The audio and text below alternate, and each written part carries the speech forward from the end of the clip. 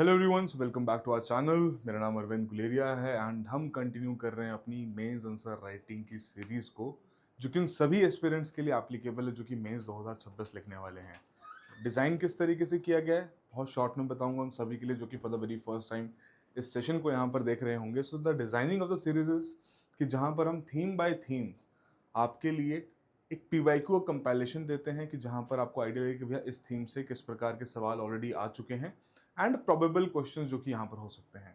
अभी कंपाइलेशन कहाँ मिलती है? ये कंपाइलेशन मिलती है सिविल्स विद आकाश के टेलीग्राम चैनल पे। तो वहाँ पर जाइए, ज्वाइन कीजिए, उस कंपाइलेशन को डाउनलोड कीजिए। आपके लिए एक वैलिडेशन वहाँ पर बन जाएगा कि कैसे सवाल पूछे जा सकते हैं। आप आंसर राइटिंग की प्रैक्टिस वहाँ पर कर सकते हैं। And then coming back to this session, अब यहाँ पर हम उन्हीं क्वेश्चंस में जो प्रोबेबल क्वेश्चंस आपको दिए गए उनमें से 3 सवाल हम यहाँ पर डिस्कस करेंगे। आंसर राइटिंग करेंगे, आपको टाइम दिया जाएगा लिखने का, फिर हम उस क्वेश्चन को डिस्कस करेंगे कि कैसे उसे लिखा जा सकता था। ऑलराइट, चलिए तो शुरू करते हैं। आज की जो हमारी थीम है प्रोबेबिलिटी की थीम है, very very important fundamental theme, right. मतलब केस स्टडी से पहले यही हमारी एक क्लास थीम बनती है। तो ऑलरेडी हमने बाकी थीम्स कवर कर ली हैं। अगर आपने नहीं देखी है, मैं आपको एडवाइस करूंगा जाके जरूर देखिएगा, अच्छे से ऑब्जर्व कीजिएगा कि किस तरीके से वहां पर चीजें आपसे पूछी जा सकती हैं। ऑलराइट, तो शुरू करते हैं आज की थीम का पहला सवाल। तो कह रहे हैं normalisation of bribery is as much as moral failure as an administrative one. कि जहां पर नॉर्मलाइजेशन जो कर दी गई है ब्राइबरी की, वो एक तरीके से मॉरल फेरियल तो है ही, बट एक एडमिनिस्ट्रेटिव भी है। डिस्कस कीजिए, सजेस्ट कीजिए कुछ मेजर्स जिसके चलते स्ट्रेंथन किया जा सके ethical compliance in public administration. तो काफी हद तक आप इस क्वेश्चन को इजीली समझ पा रहे होंगे कि एग्जैक्टली ये क्वेश्चन आपसे किस प्रकार की डिमांड यहाँ पर क्रिएट कर रहा है, और उसी डिमांड के बेसिस पर आपको अपना आंसर भी यहाँ पर लिखना है। तो आपका टाइम शुरू होता है अब।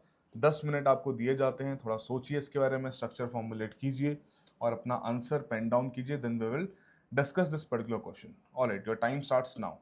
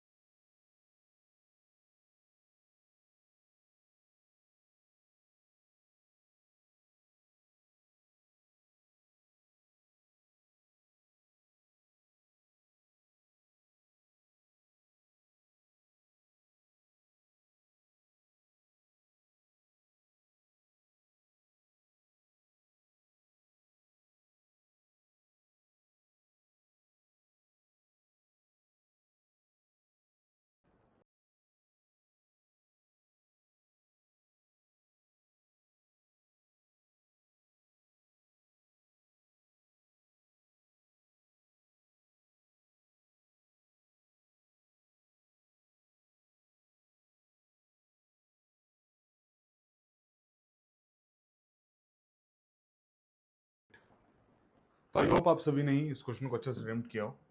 ठीक है, चलिए अब क्विकली इस क्वेश्चन को डिस्कस करते हैं एग्जैक्टली कैसे इसे आंसर किया जा सकता है। Now let's first identify the keywords over here as normalisation, bribery, moral failure and administrative failure. Right, अब इन्हीं के अराउंड हमारा आंसर पूरा का पूरा स्ट्रक्चराइज किया जाएगा। But first part of the question, second में जो जहां पर कहा गया कि मेजर सजेस्ट करने हैं, वो आपका एक फाइनल पार्ट यहां पर बन जाएगा। तो किस तरीके से ऐसे हम डिजाइन कर सकते हैं कि जहां पर इंट्रोडक्शन में आप नॉर्मलाइजेशन के बारे में बात कीजिए। बताइए नॉर्मलाइजेशन हम कहते कैसे हैं, है ना, जब कोई आपकी प्रैक्टिस एक रूटीन में कन्वर्ट हो जाती है ना, कोई एक्सेप्शनल प्रैक्टिस आपकी अब एक रूटीन में कन्वर्ट हो रही है। राइट, अब कहीं ना कहीं जिसकी वजह से अगर वो प्रैक्टिस अब नहीं चलेगी तो भैया फिर काम भी वहां पर रुक जाएगा। अब उसी केस में कहिए कि अब जैसे ही ब्राइबरी स्टेज पर पहुंच जाती है कि जहां पर वो नॉर्मलाइज हो चुकी है, राइट, जैसे कि हम उसे स्पीड मनी के नाम से कहते हैं, चाय पानी के नाम से कहते हैं, तो जब वो ऐसी नॉर्मलाइज स्टेट में यहां पर पहुंच जाती है तो उस वजह से जो पूरा का पूरा पर्टिकुलर सिस्टम है, जो पूरा का पूरा एक मॉरल कंपस है एक इंडिविजुअल का जो कि इस प्रकार की एक्टिविटीज में एंगेज है, दोनों का ही फेलियर हमें यहां पर देखने को मिलता है। And that is how you are suppose to summarise your introduction. Again normalisation किसी में कहते हैं रूटीन प्रैक्टिस बनना किसी एक्सेप्शनल इवेंट है एक्ट का, कि वो नॉर्मल प्रैक्टिस बन चुका है अब, है ना। और वैसे ही ब्राइबरी जब इस स्टेज पर पहुंच जाती है कि जहां पर उसे डिफरेंट नाम से बुलाना शुरू हो जाता है कि भैया चाय पानी दे दो, स्पीड मनी वाली टर्म वहां पर एसोसिएट हो जाती है, तो उस केस में what do we see that कहीं ना कहीं दो जेन्युइन एक कंसर्न्स यहां पर आते हैं। एक है internal moral compass as well as the second one is the institutional failure, है ना। तो वही चीजें आपसे सवाल में पूछी भी गई हैं, उस चीज को आपको यहाँ पर बताना ही पड़ेगा। बट एक चीज बड़ी जरूरी है इस चीज में एड्रेस करना, जो कि आपको अपने आंसर में भी मेंशन करना चाहिए, कि कहीं ना कहीं किसी भी एक पार्ट पर हम काम करें और बोलें कि दूसरा पार्ट अपने आप सही हो जाएगा, तो वो भी सही नहीं है ना। हमें यहाँ पर दोनों के ऊपर ही काम करना पड़ेगा। राइट, तो यही बेसिक सा काम यहाँ पर रहेगा जिसको अब आगे जाके आप अपने आंसर्स में बताओगे। बट अभी तक आपने सिर्फ ये बताया कि भैया नॉर्मलाइजेशन है, ब्राइबरी क्या है, और कैसे इसका जो एक मिश्रण यहाँ पर बन रहा है उसकी वजह से मॉरल फेलियर और इंस्टीट्यूशनल फेलियर दोनों देखने को मिल रहे हैं। अब आप पहले बताओगे कि भैया किस तरीके से आपका मॉरल डायमेंशन इसमें आ रहा है।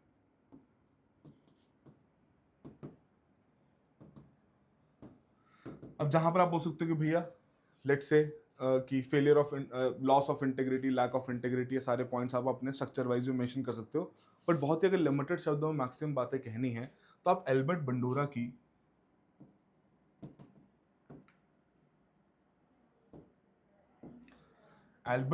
द्वारा जो यहाँ पर मॉरल डिसएंगेजमेंट पर जो रिसर्च थी उसको यहाँ पर बता दीजिए।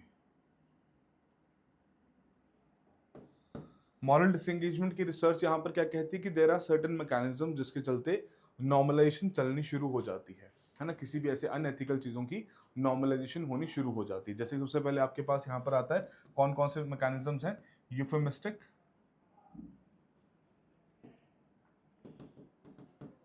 लेबलिंग, जैसे कि अब वो ब्राइबरी नहीं रही, लेटर से एक फैसिलिटी चार्ज यहां पर बन गया, क्या आपने उसको एक्सेप्ट ही कर लिया कि भैया वो ब्राइबरी है ही नहीं, वो एक तरीके का एडिशनल चार्ज जो कि आपको पे करने पड़ेगा, जिसमें आप उसको किसी तरीके से लेबलाइज करना शुरू कर दोगे। राइट, सेकंड यहां पर हमारे पास एक मेजर कंसर्न देखने को मिलता है डिफ्यूजन ऑफ रिस्पॉन्सिबिलिटी, जो एक और डायमेंशन है।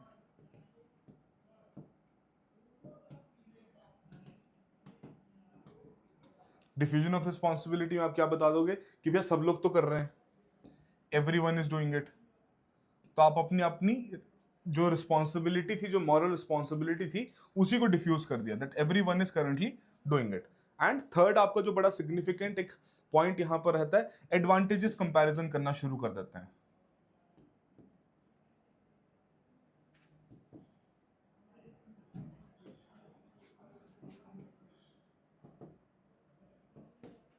एडवांटेजेस कंपैरिजन का मतलब यहां पर क्या हुआ कि अब आप उसको ना कंपेयर करने लग पड़ो कि यार आपको क्या पता, बाकी लोग तो बहुत ज्यादा लेते हैं, है ना। ये वाला फैक्टर यहाँ पर आना शुरू होता है, जो कि एल्बर्ट बंडोरा ने यहाँ बताया कि रियल करप्शन तो उससे ज्यादा की होती है। तो यहाँ पर आपने अपना मॉरल डायमेंशन डिस्कस कर दिया, किस तरीके से मॉरल फेलियर हमें यहाँ पर देखने को मिल रहा है, बिकॉज इस प्रकार के रीजंस फिर वहां पर डेवलप होने शुरू हो जाते हैं with respect to the normalisation of bribery, right. फिर आता है इसमें एडमिनिस्ट्रेटिव डायमेंशन।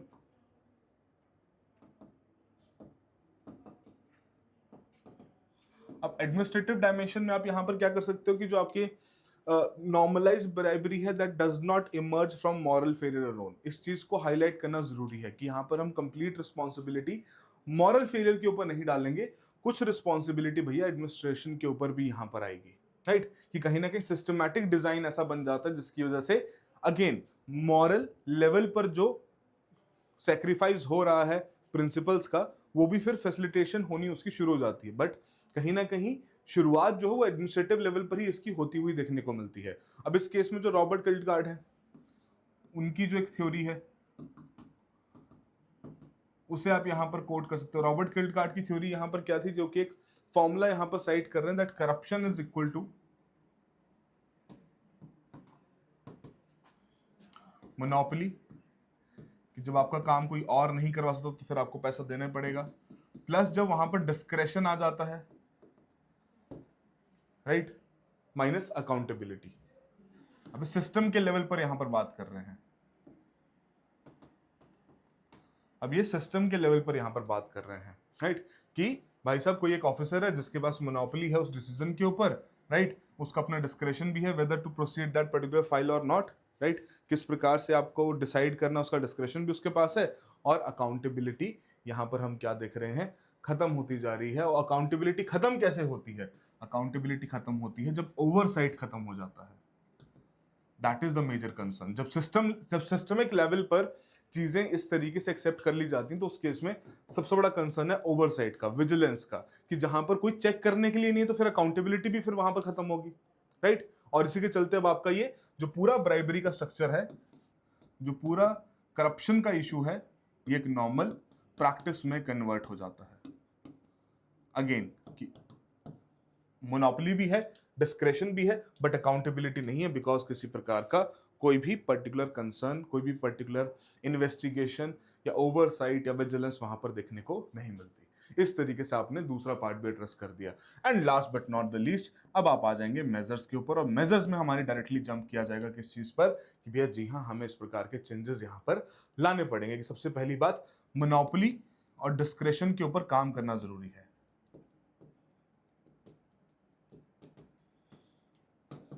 थोड़ा उसे रिड्यूस किया जाए, है ना। अब वो कैसे रिड्यूस कर सकते हैं, जैसे आपका जो टेक एनेबल्ड प्लेटफॉर्म्स हैं,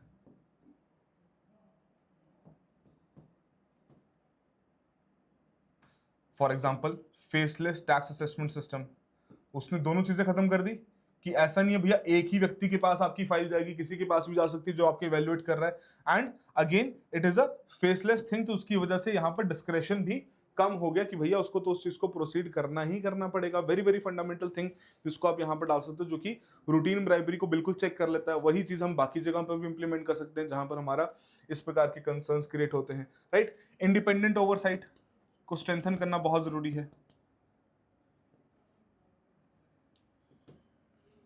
अ वेरी वेरी सिग्निफिकेंट पॉइंट, किसके बिना तो बात वैसे भी नहीं बनेगी, right. Apart from that, let's say कि जो मॉरल फ्रिक्शन है उसको थोड़ा सा रिबिल्ड किया जाए केस स्टडीज के थ्रू।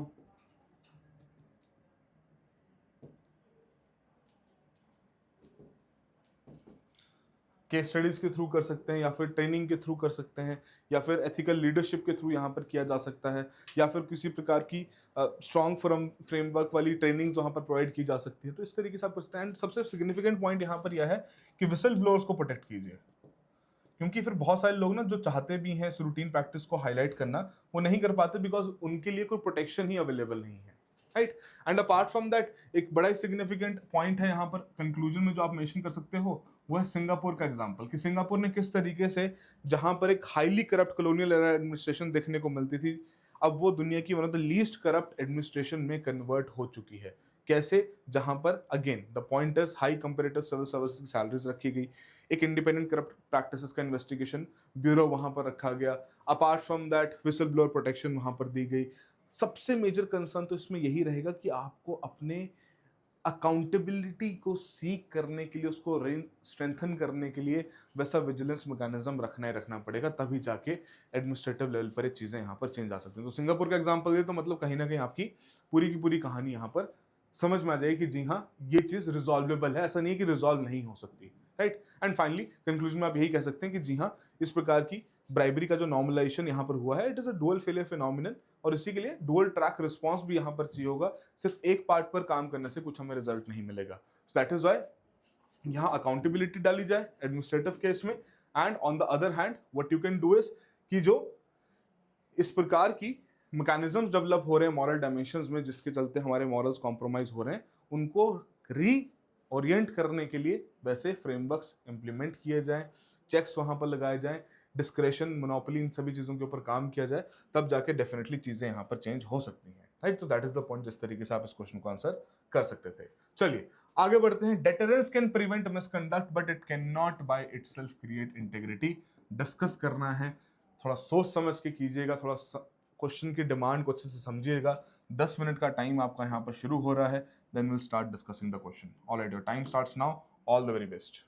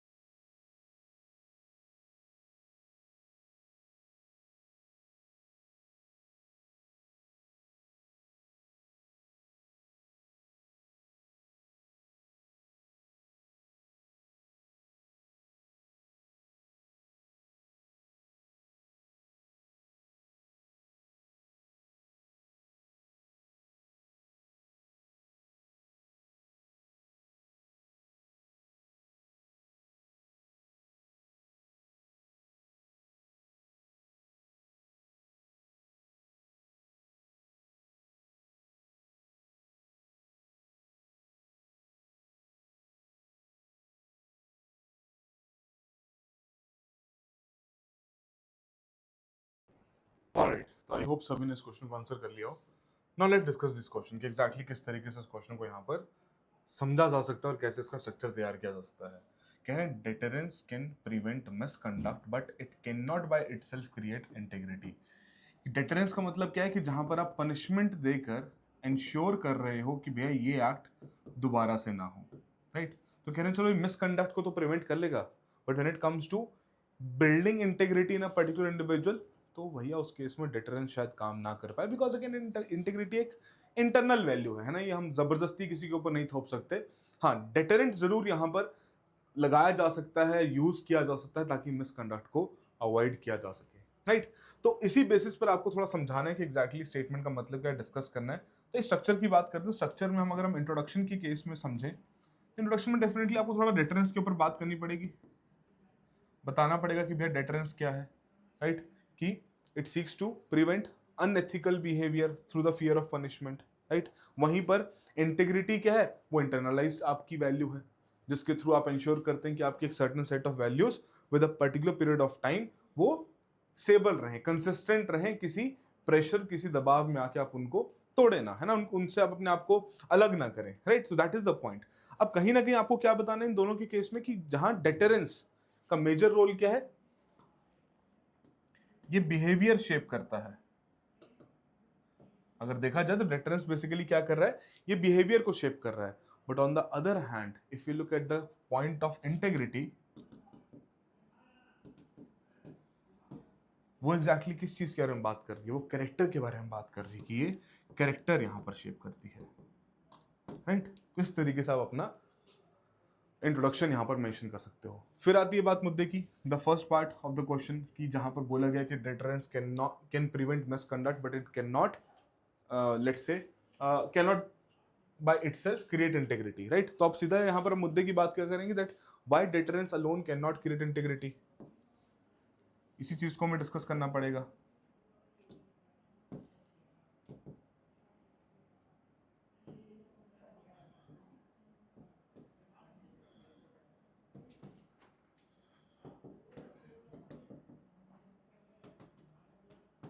राइट, अब इस केस में हम कैसे बात कर सकते हैं,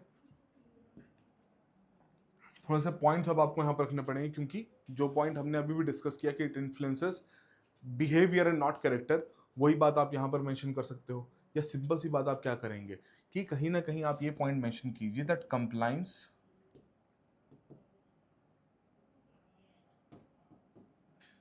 is different from ethical conviction.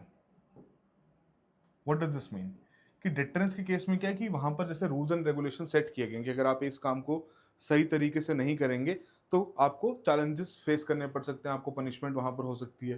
तो मतलब लोग फिर मोस्टली लोग क्या करते हैं, जैसे हम कहते हैं ना ड्यूटी के केस में, कि अपनी ड्यूटी सिर्फ और सिर्फ न्यूट्रलिटी के साथ करते हैं कि चलो भैया काम पूरा करते हैं, कंप्लाइंस फॉलो करते हैं, दैट्स इट। तो वही चीज यहां पर बोली है कि compliance is different from ethical conviction, कि जहां पर लिन शार्प की जो स्टडी यहां पर कहती है,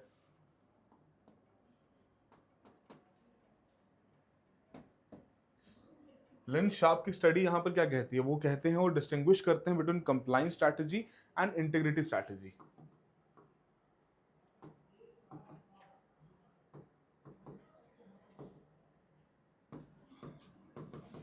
और ये कहते हैं दोनों चीजें अलग हैं। कंप्लाइंस के केस में आप काम में सिर्फ उस कंप्लाइंस के केस में आप सिर्फ उस व्यक्ति से काम करवा रहे हो, है ना, उससे वो पूछ रहे कि हाँ जी भैया मैं क्या क्या कर सकता हूँ जिससे मेरा काम यहाँ पर निकल जाए कंप्लाइंस केस में। इंटीग्रिटी केस में तो ये है ना कि भैया यहाँ पर राइट चीज क्या है करने के लिए, है ना, what is the right thing to do, right. तो उसी केस में कहीं ना कहीं हमें समझना बहुत जरूरी है कि ये कंप्लीट तरीके से आपका एथिकल कन्विक्शन बिल्ड नहीं कर सकता, राइट। जैसे कि अगर हम सिंपल सा एग्जांपल यहां पर लेते हैं, जो वॉल्क्सवैगन का डीजल गेट स्कैंडल यहां पर हुआ था।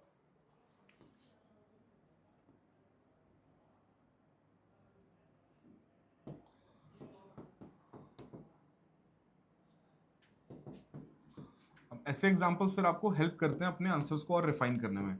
2015 का स्कैंडल है, क्या स्कैंडल था इस केस में कि जहां पर मैन्युफैक्चरिंग इंजीनियर्स ने डेलिबरेटली अपने गाड़ियों के इंजन्स में एक पर्टिकुलर सॉफ्टवेयर वहां पर इंस्टॉल किया था, और उस सॉफ्टवेयर के बेसिस पर ये इंश्योर किया गया कि वो रेगुलेशंस को बाईपास कर दे, एमिशंस कम दिखाए, नाइट्रस ऑक्साइड की जो एमिशंस होती है उनको कम दिखाए, जो कि 40 टाइम ज्यादा थी, राइट। अब पॉइंट देखा जाए तो भैया कंप्लायंस तो यहां पर भी था, बट फिर बात क्या जाती है कि जब आपका कंप्लायंस या फिर डेटरेंस रहती है तो आप उसको कहीं ना कहीं से नेविगेट करने की कोशिश करते हो कि काम निकल जाए, but at the end of the day अगर आपका बिहेवियर ही अनएथिकल है तो रिजल्ट्स भी फिर आपको कुछ खास फ्रूटफुल देखने को नहीं मिलते। And that is how you can basically elaborate this thing कि जी हाँ, जहां पर अपना पॉइंट आप इजिली प्रूव कर सकते हैं कि किस तरीके से कंसर्न यहां पर हमें देखने को मिलता है, राइट। तो वॉल्क्सवैगन का जो डीजलगेट स्कैंडल है उसके चलते आप ये पॉइंट यहां पर डेफिनेटली इंश्योर कर सकते हैं। And the particular demand of the question has been address कि भैया सिर्फ अकेली इसी चीज से बात यहां पर नहीं बन सकती, बट अब सिर्फ डिस्कस करने के लिए कहा गया है तो कहीं ना कहीं ये भी मेंशन करना पड़ेगा कि अब सोल्यूशन क्या है ना। जाहिर सी बात है आपको कुछ मेजर्स भी यहां पर हाईलाइट करने पड़ेंगे। अब उन्हीं मेजर्स के ऊपर अगर हम यहां पर आ जाएं, देखो सिंस इंटीग्रिटी बहुत ही इंटरनलाइज्ड कॉन्सेप्ट है ना, इंटरनलाइज्ड वैल्यू है, उस केस में आप ये नहीं कहोगे कि हाँ जी भैया ये तो इंटीग्रिटी हम जबरदस्ती किसी के भी बीच में यहाँ पर डाल देंगे। It is a very difficult thing to do, right. तो जाहिर सी बात है हमें कहीं ना कहीं इंटरनलाइजेशन के ऊपर फोकस करना पड़ेगा। अब इंटरनलाइजेशन के ऊपर जब फोकस किया जाता है तो उसमें ये नहीं कहते कि भैया हाँ जी नए रूल्स बना दो उससे व्यक्ति अपने आप इंटीग्रिटी मेंटेन कर लेगा, नहीं। हाँ, मिसकंडक्ट को प्रिवेंट आप कर सकते हो, बट इंटीग्रिटी फिर भी एक बहुत ही इंटरनलाइज्ड क्वालिटी है जिसको समय लगेगा वहां पर डेवलप होने में, है ना। एक वैल्यू है जिसको डेवलप होने में समय लगेगा, क्योंकि आपको पहले उस पर बिलीव करना पड़ेगा। सिर्फ पनिशमेंट के डर से आप वहां पर इंटीग्रिटी बिल्ड नहीं कर पाओगे। तो इंटरनलाइजेशन के लिए अब क्या रहेगा, जाहिर सी बात है आपको उस प्रकार की एथिकल लीडरशिप देखनी पड़ेगी कि लीडरशिप के केस में अगर किसी प्रकार के कंसर्न्स हमें देखने को मिल रहे हैं तो जाहिर सी बात है भाई ओवरऑल जो रिजल्ट्स हैं वो भी कुछ खास नहीं रहेंगे। एथिकल लीडरशिप, अब इस केस में आप यहां पर एग्जांपल दे सकते हैं लेट्स से नारायण मूर्ति जी का, कि कॉर्पोरेट गवर्नेंस के जो रिफॉर्म्स अपने वो इन्फोसिस में लेकर आए थे, जबकि बाकी नेशनल लेवल पे किसी प्रकार की कोई रिफॉर्म्स नहीं थे, राइट। मिनिमम उन्होंने कॉर्पोरेट गवर्नेंस रिक्वायरमेंट्स वहां पर सेट करी थी। दैट इज समथिंग जो कि एथिकल बिहेवियर इनकलकेट करते हैं, और लीडरशिप में आता तो कहीं ना कहीं हम भी उन नॉर्म्स को फिर एक्सेप्ट करना शुरू करते हैं, एंड वो नॉर्म्स फिर हमारे इंटरनलाइज होने शुरू हो जाते हैं, because it is through experience. Mostly अगर हम देखा जाए कि वैल्यूज हम कैसे इनकलकेट करते हैं तो एक्सपीरियंस के बेसिस पर यहाँ पर इनकलकेट की जाती हैं।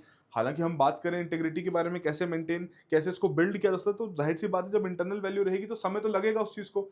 तो कहीं ना कहीं हमें इस प्रकार के स्टेप्स यहां पर लेने पड़ेंगे, राइट। कॉन्स्टिट्यूशनल मोरालिटी का पॉइंट आप यहां पर डाल सकते हैं।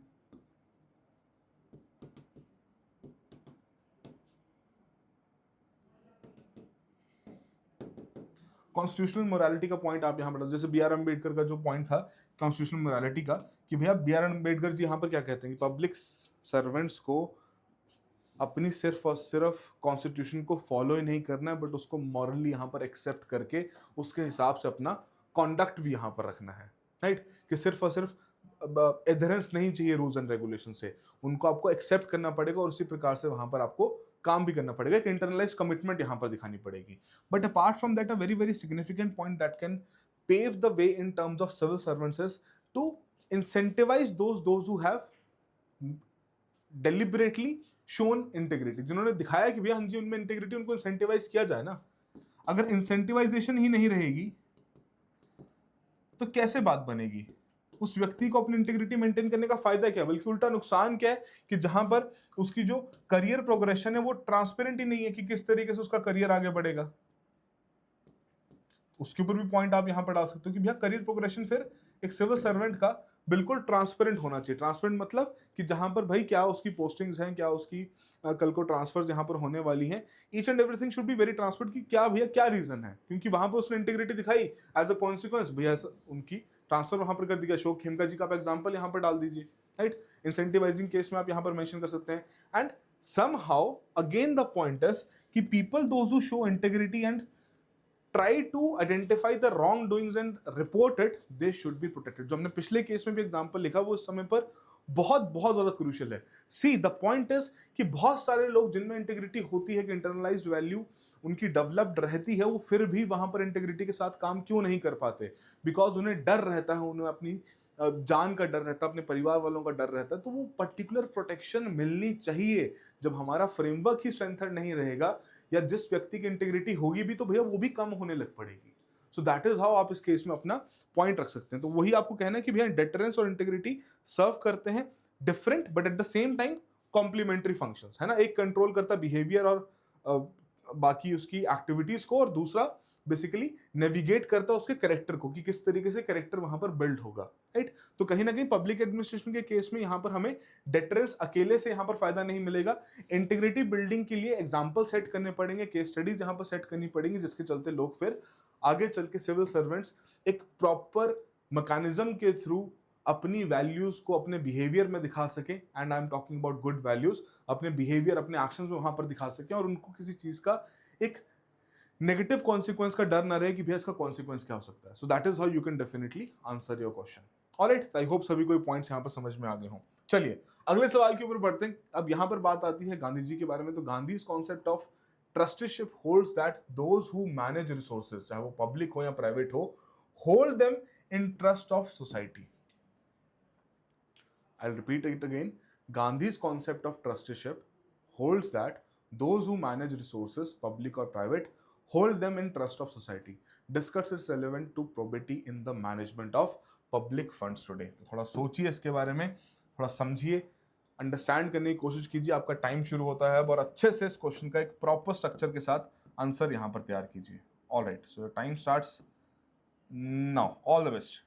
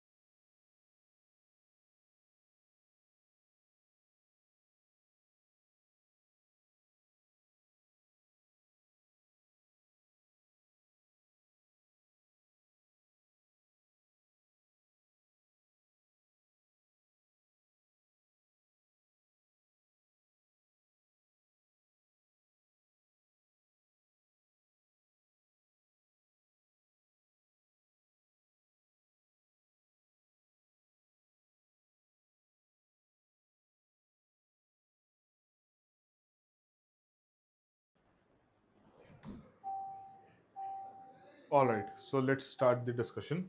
तो बेसिकली अगर देखा जाए, जहां पर गांधी जी के ट्रस्टीशिप के कॉन्सेप्ट के बारे में यहाँ पर बात की गई है, तो the concept of trusteeship holds that those who manage resources public और private hold them in trust of society, की जहां पर किसी भी व्यक्ति द्वारा किसी भी प्रकार के रिसोर्सेज होल्ड किए जा रहे हैं, चाहे वो पब्लिक रिसोर्सेज हैं, प्राइवेट रिसोर्सेज हैं, गांधी जी के अकॉर्डिंगली वो सोसाइटी के लिए होल्ड किए जाते हैं। सोसाइटी उन्हें कल को यूज कर सके, उसकी रिस्पॉन्सिबिलिटी उन्हीं लोगों के ऊपर है जो किस प्रकार के रिसोर्सेज के कंट्रोलर है, राइट। तो बेसिकली क्या कहते हैं कि ऐसे जो रिसोर्सेज हैं, वो रिसोर्सेज आपके अपने नहीं है, वो ओनरशिप नहीं है, वो आपको सिर्फ और सिर्फ एक रोल सौंपा गया है, आपको ट्रस्टीशिप दी गई है कि आप उन्हें वहां पर इफेक्टिवली मैनेज करके रखें, सोसाइटी के यूज के लिए उनको बेहतर तरीके से यूटिलाइज करें, राइट।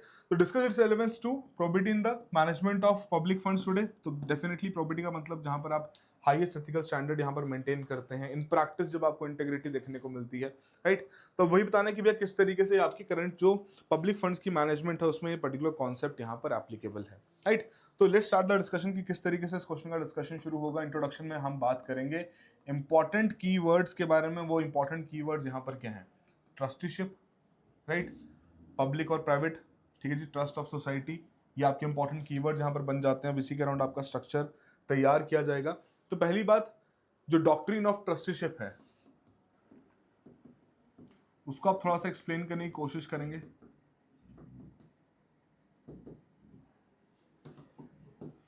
डॉक्ट्रिन ऑफ ट्रस्टीशिप को थोड़ा सा बताएंगे that it holds that wealth and resources should not be viewed as the instruments of absolute ownership but as a social trust, जो कि मैनेज किया जाए और उसको बाद में यूटिलाइज किया जाए for the welfare of the society. Again the point is, जितने भी आपके रिसोर्सेज हैं वो रिसोर्सेज किसके लिए हैं? वो रिसोर्सेज हैं सोसाइटी के लिए।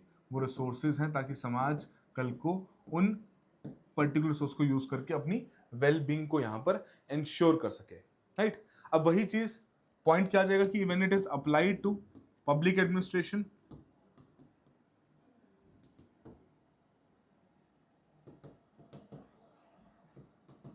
अच्छा वैसे ये जो डॉक्ट्रिन ऑफ ट्रस्टीशिप है ना, गांधी जी ने क्यों दी थी? बिकॉज उस समय पर जो उनके समय के जो इंडस्ट्रियलिस्ट थे, है ना जी, बिरलास हो गए, तो उनको वो यही कहना चाह रहे थे कि भैया आपके पास जो भी रिसोर्सेज हैं, आपके पास जो भी वेल्थ है, आपको उस वेल्थ को यूटिलाइज करना चाहिए समाज के उद्धार के लिए, है ना। आपको यहाँ पर अगर अपने लेट से खादी प्रोडक्शन के ऊपर फोकस कर रहे हैं, आप विलेज कम्युनिटीज के ऊपर फोकस कर रहे हैं, तो उसको एज अ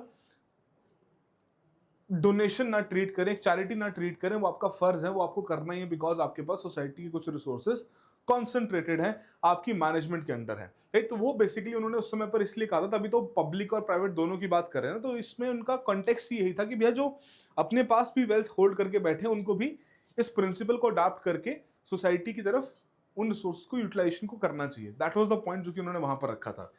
अब when it is applied to public administration, definitely it plays a very vital role, है ना। बिकॉज सिविल सर्वेंट्स भी तो आपके क्या है? पब्लिक रिसोर्सेज के ओनर्स थोड़ा है, ट्रस्टीज हैं, जिनके पास वो रिसोर्सेज रखे गए ताकि वो समाज के लिए उसे यूज कर सकें, राइट। तो कहीं ना कहीं एक फिलोसॉफिकल फाउंडेशन तो ये प्रोवाइड कर ही रहा है for the probability in governance, जो हमारा ट्रस्टीशिप का कॉन्सेप्ट है।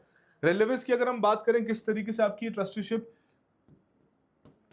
एक इंपॉर्टेंट रोल प्ले करेगी, तो उसके पॉइंट्स अब आपको यहां पर डालने पड़ेंगे। For probability in governance with respect to the public funds, उसके पॉइंट्स अगर हम यहां पर लिखेंगे, सबसे पहला पॉइंट हमारे लिए यहां पर बन जाएगा कि अगेन कि इसे एज अ प्रिविलेज ना ट्रीट किया जाए,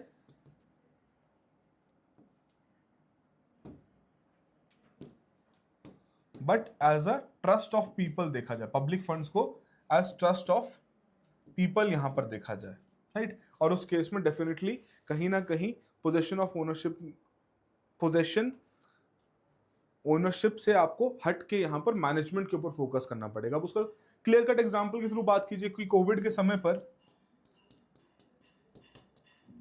प्रधानमंत्री गरीब कल्याण अन्न योजना के तहत राशन की जो एंटाइटलमेंट्स थी उसे और यहां पर बढ़ाया गया था। तो यहां पर सिविल सर्वेंट का रोल क्या बन जाता है कि जो इस प्रकार के रिसोर्सेज हैं राशन के, उनकी अब एफिशिएंट तरीके से सोसाइटी में डिस्ट्रीब्यूशन की जा सके as per the provisions of new scheme. Despite कि यहाँ पर सिर्फ और सिर्फ आपको बेनिफिशियरीज आइडेंटिफाई नहीं करने, बट उन बेनिफिशियरीज तक इन रिसोर्सेज को लेकर भी जाना है। तो उसके लिए आपको डेडिकेशन की यहाँ पर जरूरत पड़ेगी, that you are not suppose to only follow official responsibilities but much more beyond that, ताकि आप एक जो इम्पैक्ट उस समय पर उस सिचुएशन पर लाना चाहते हैं उस इम्पैक्ट को एक्चुअली में रियलाइज किया जा सके, राइट। उसके अलावा स्टूवर्डशिप को प्रमोट करेगा,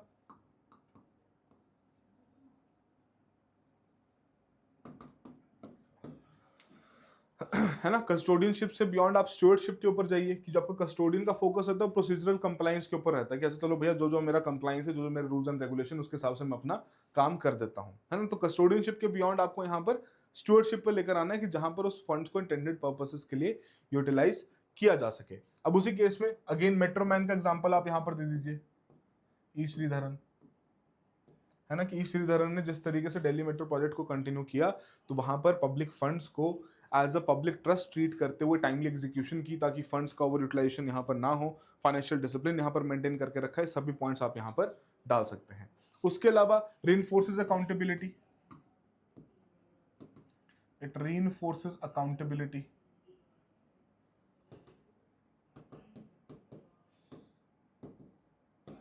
इट रीइंफोर्सेस अकाउंटेबिलिटी किस तरीके से कि जो कॉन्स्टिट्यूशनल रोल है कैग का, वो क्या रोल है कि जहां पर वो इसी प्रिंसिपल ऑफ ट्रस्टीशिप को रिफ्लेक्ट करते हैं और अकाउंटेबिलिटी को इवैल्यूएट करते हैं कि एग्जैक्टली यहाँ पर जो लोग इस पैसे को खर्च कर रहे हैं वो किस तरीके से कर रहे हैं, and that is how you are suppose to basically get to the point कि जहां पर कैग के द्वारा जो रिपोर्ट सबमिट की गई थी, लेट्स से मनरेगा के केस में यहाँ पर की गई थी, है ना, अपार्ट फ्रॉम दैट प्रधानमंत्री ग्राम सड़क योजना, तो उनमें क्या पाएगा कि भैया कुछ इरेगुलरिटीज हैं, इरेगुलरिटीज रहेंगी तो हाईलाइट की जाएंगी, हाईलाइट की जाएंगी तो भैया अकाउंटेबिलिटी यहां पर अगेन बताई जाएगी। अपार्ट फ्रॉम दैट यही चीज आपकी अंडर यूटिलाइजेशन ऑफ रिसोर्सेज को भी हाईलाइट करेगी,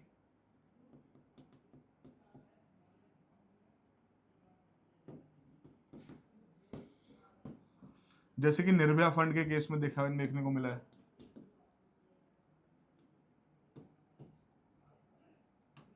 राइट। अब निर्भया फंड के केस में क्या था कि भैया बहुत इंपॉर्टेंट है आपकी विमेन सेफ्टी इंफ्रास्ट्रक्चर के लिए क्रिएट किया गया था, बट नहीं हो पाया, है ना, उस तरीके से ओवर अंडर यूटिलाइजेशन इसकी देखने को मिली, तो फिर अकाउंटेबिलिटी आएगी कि भैया ये आपने फंड तो बनाया है, इसमें पब्लिक रिसोर्सेज हैं, लोगों के टैक्स मनी है, तो आपने इसको ढंग से यूटिलाइज क्यों नहीं किया। तो अगेन अकाउंटेबिलिटी आप यहाँ पर सीख कर रहे हो, उन फंड्स की बेटर यूटिलाइजेशन की डिमांड कर रहे हो, एंड कहीं ना कहीं इन चीज़ों की वजह से आप सिटीजन सेंट्रिक गवर्नेंस मॉडल पे शिफ्ट करते हो,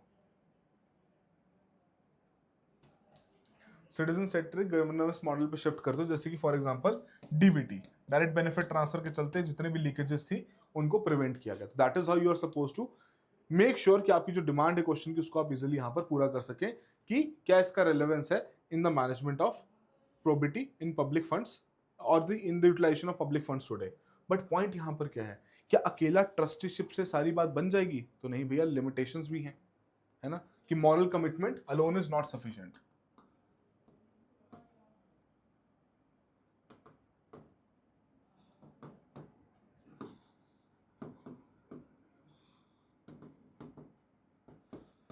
इसके साथ के साथ हमें यहां पर क्या करना पड़ेगा, इंस्टीट्यूशनल अकाउंटेबिलिटी भी ऐड करनी पड़ेगी,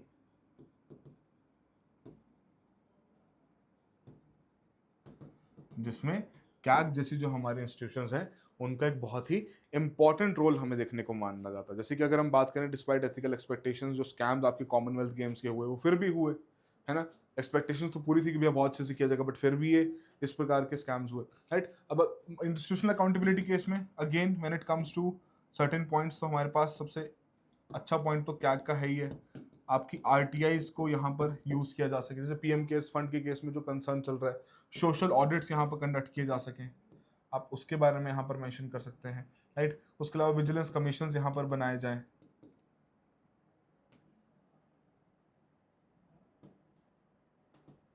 राइट।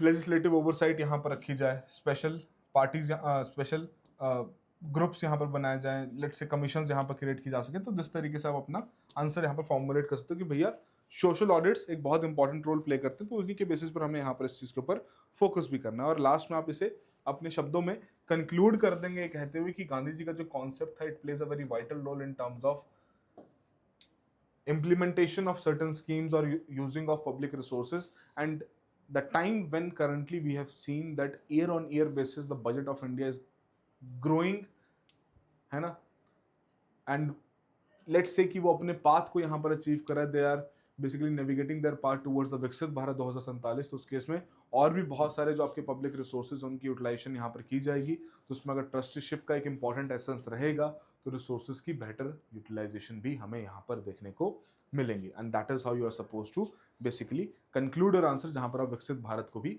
कोट कर सकते हैं कि जी हाँ ये हमारे लिए बहुत क्रूशियल है और उसके बेसिस पर हमें उस प्रकार के स्टेप्स भी यहाँ पर लेने पड़ेंगे। ऑलराइट, चलिए, तो आई होप आपको तीनों के तीनों सवाल यहाँ पर अच्छे समझ में आ गए हों। आपको कोई भी कंसर्न रहे, कोई भी डाउट रहे, आप चैट बॉक्स को यूज कर सकते हैं। अगले सेशन में मिलते हैं, कुछ केस स्टडीज डिस्कस करेंगे, will try to get an understanding about them, and let's see किस तरीके से आपकी प्रिपरेशन यहाँ पर और आगे चलती है। All the very best, have a good preparation.